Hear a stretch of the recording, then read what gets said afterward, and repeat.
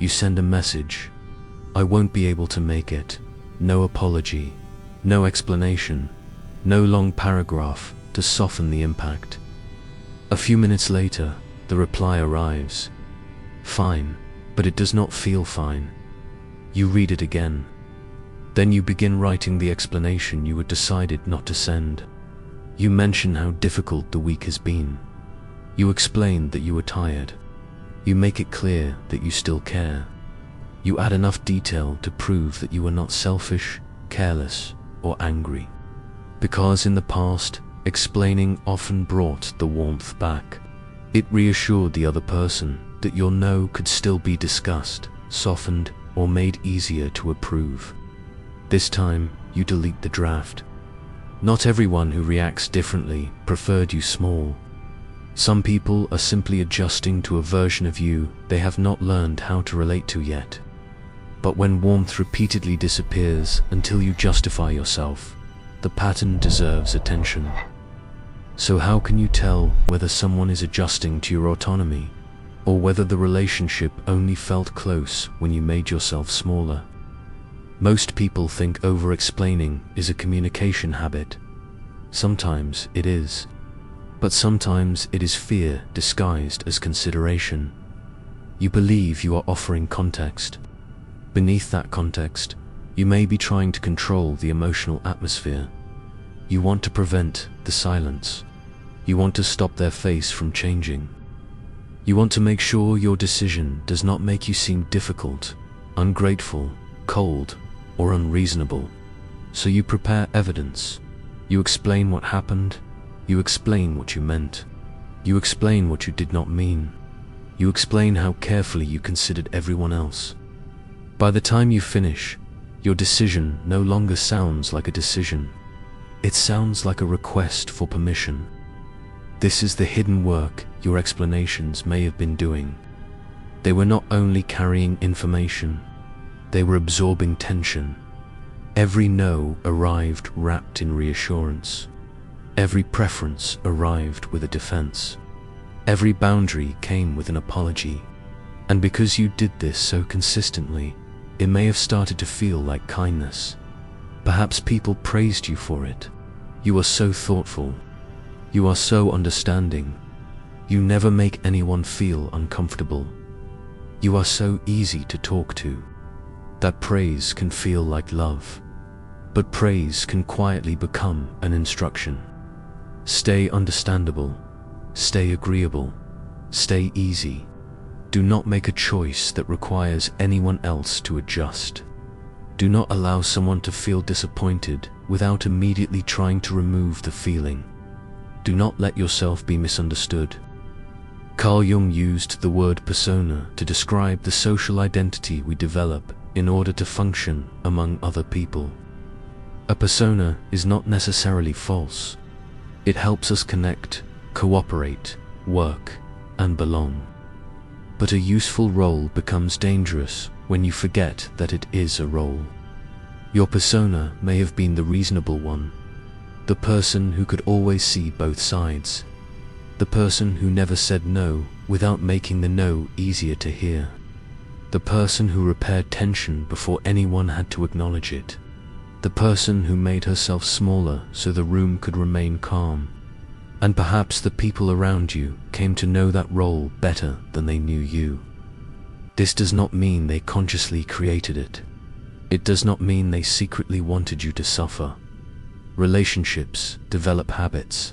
People adapt to the versions of each other they repeatedly meet. If you have always explained every decision, your explanations may have become part of the relationship itself. When they disappear, the other person may genuinely feel that something has changed. Because something has changed, the question is what that change reveals. For years, every no may have come with 5 reasons. Every disagreement may have been followed by a smile. Every silence may have made you speak faster. Then one day, you stop. You answer once. You remain calm. You remain respectful. But you do not keep talking until the other person feels better. They may interpret that as distance. They may wonder whether you are angry. They may believe you no longer trust them. They may feel shut out by a version of you they do not recognize. That reaction alone does not prove manipulation. It does not prove that they wanted you weak.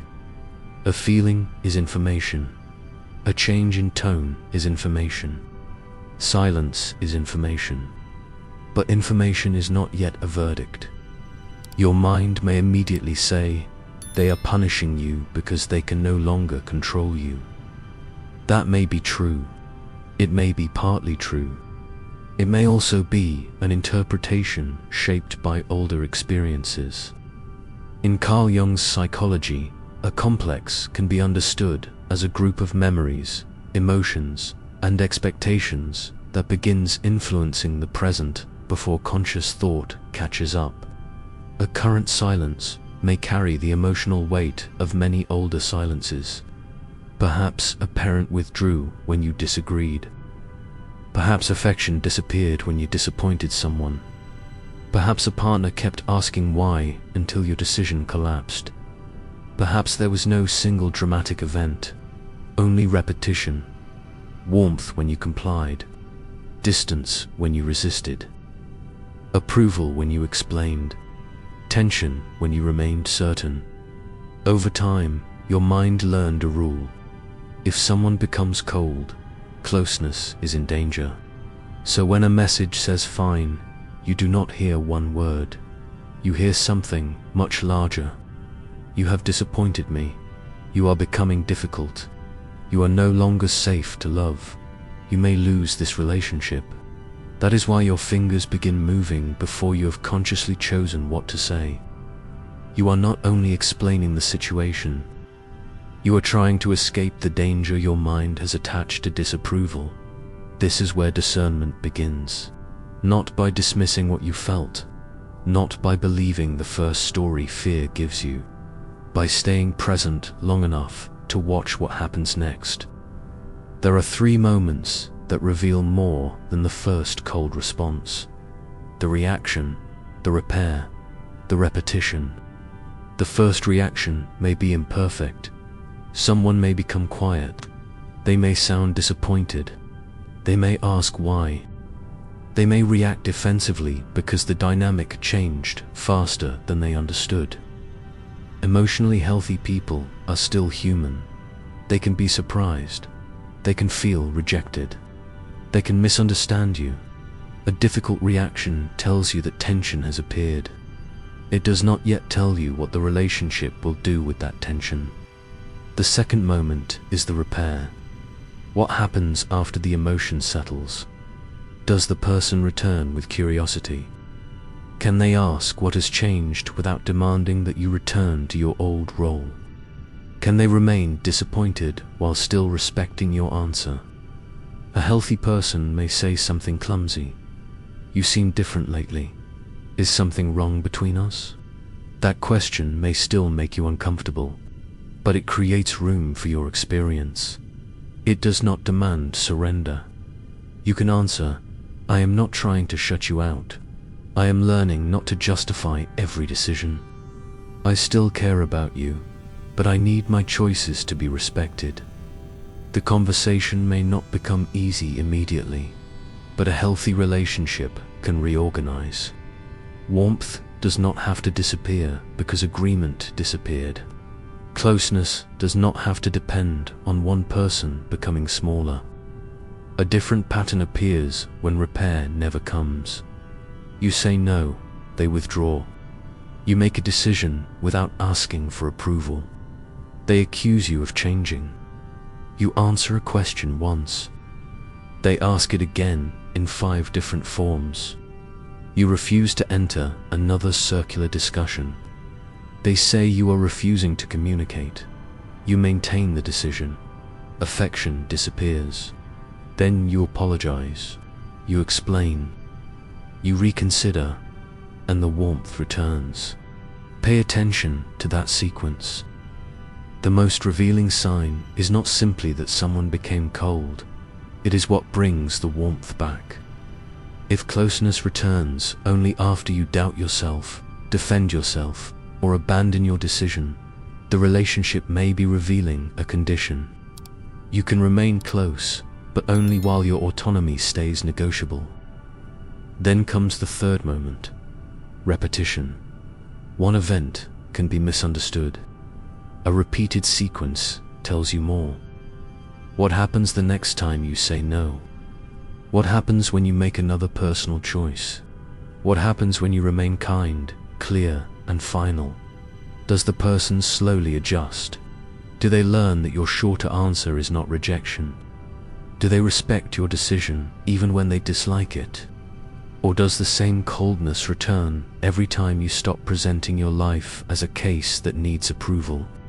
A feeling becomes more reliable when it connects to a pattern. A pattern becomes evidence when it appears under the same conditions. The coldness is not random. It appears when you stop apologizing, when you stop presenting proof, when you refuse to turn your decision into a courtroom. Then the real test becomes visible. Can this relationship hold disagreement without threatening connection? Can the other person feel disappointed without making you responsible for removing that feeling? Can they ask for context without demanding a defense? Can they respect a choice they would not have made? Can warmth survive your autonomy? But there is another question you must be willing to ask. Did you stop over-explaining, or did you stop communicating? They are not the same thing. Some decisions are personal. They do not require approval. Other decisions affect shared responsibilities, money, promises, children, work, or a life you are building with someone else. If your choice directly affects another person, they may deserve context. If you cancel an important commitment at the last moment, their disappointment does not automatically mean they reject your autonomy. If you make a decision about shared money without discussion, refusing to explain is not necessarily self-trust. It may be avoidance. A boundary does not mean no one may ask a question. Independence does not mean another person's feelings are irrelevant. And stopping your explanations should not become a new performance of superiority. You may have spent years saying too much. Healing does not require saying nothing. Ask what the other person genuinely needs to know. Ask what belongs to shared responsibility. Then ask what you are adding only because you cannot tolerate their disapproval. That difference matters. You may explain because honesty creates intimacy. Or you may defend because fear tells you that your decision has no right to exist without approval.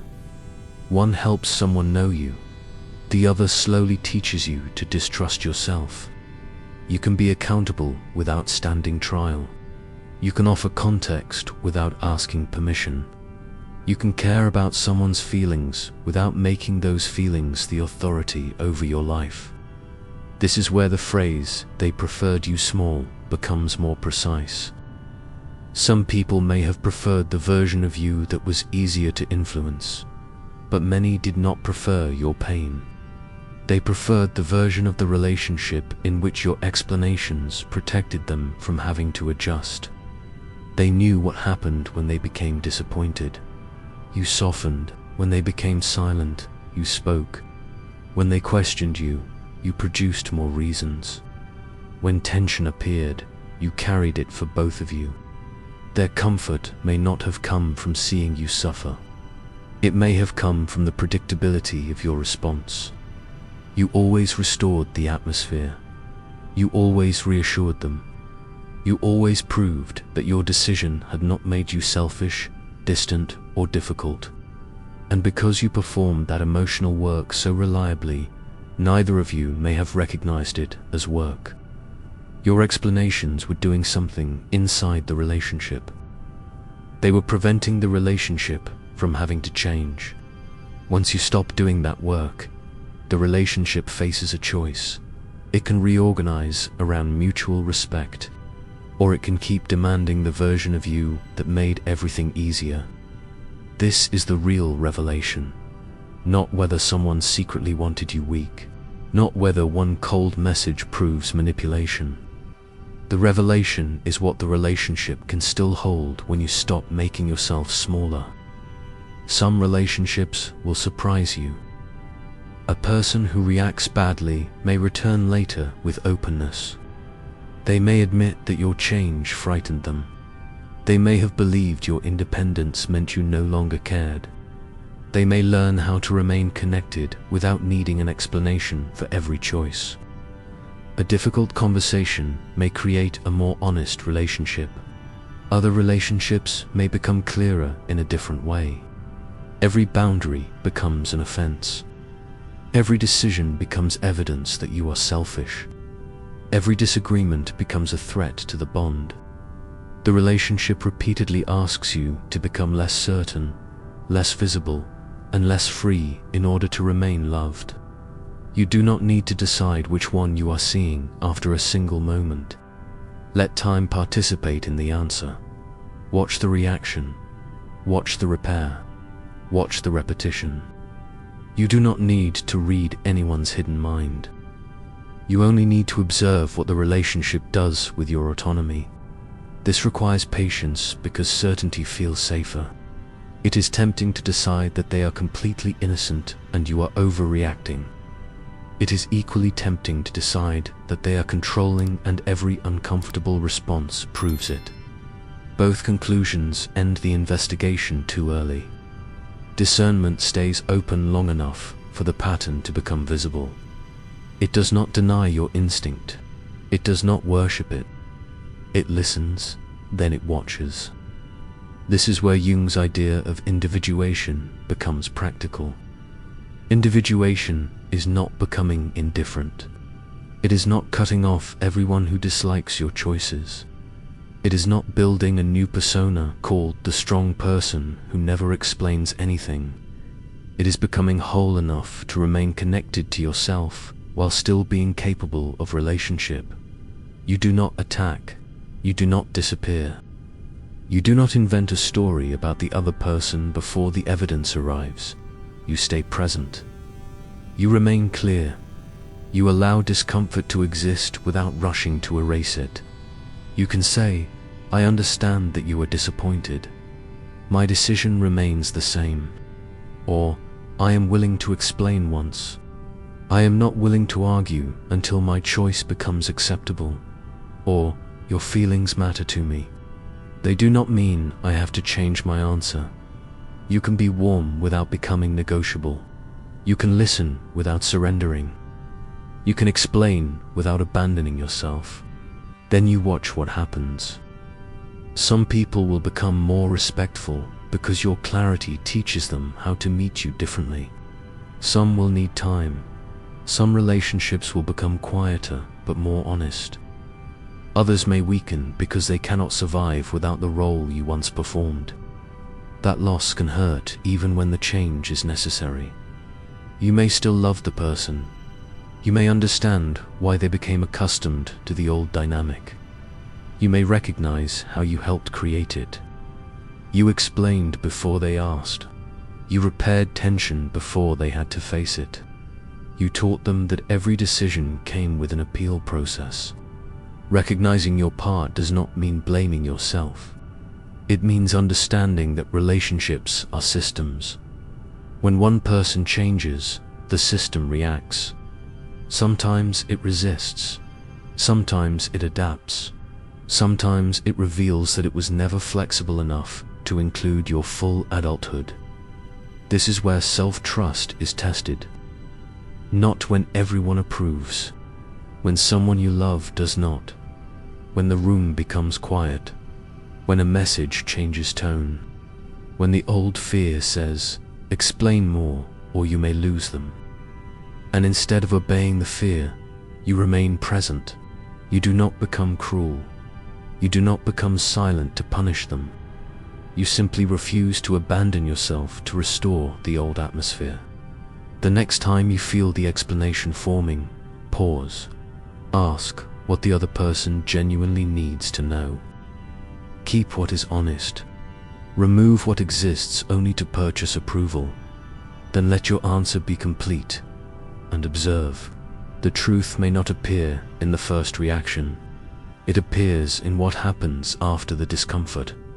Can the person return to dialogue? Can they remain respectful? Can the relationship make space for your autonomy? Can both of you adjust without one person disappearing? Or does closeness remain conditional on your guilt, your apology, and your return to the smaller role? You do not need to diagnose anyone. You do not need to turn discomfort into persecution. You do not need to become colder than the people you are trying to understand. You only need to notice what the relationship can hold. Because the goal was never to stop caring about what other people feel.